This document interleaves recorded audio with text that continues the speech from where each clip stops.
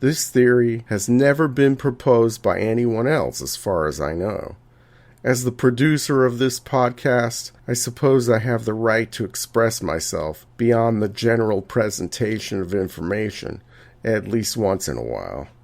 My theory of the collapse of Teotihuacan may also be rooted in a somewhat contemporary vision of our own doomsday held by some. As Teotihuacan grew in size and wealth, we see it attracted more and more foreigners.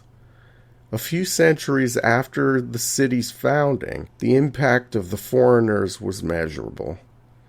The barrios mentioned before that housed the people from the Gulf Coast, the Maya regions of Central America, and other far-flung parts of Mexico increased in size with time.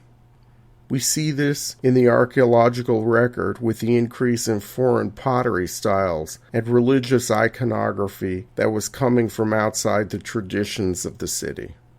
Did these foreign groups assimilate into the wider culture of Teotihuacan, or did they butt heads with the rulers?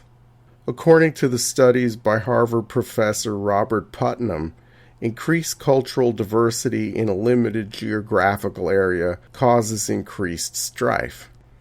The mantra we hear in modern America, quote, "diversity is our strength," unquote, is called to question here.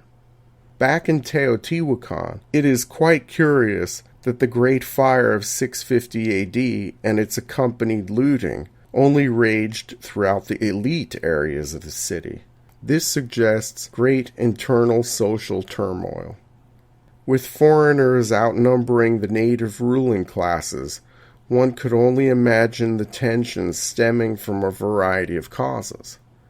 I tend to think that the droughts that happened a century before the calamities of 650 AD had little effect on the collapse, because, for one, the droughts were brief, and also, other cities in the area were on the rise while this one was on the decline.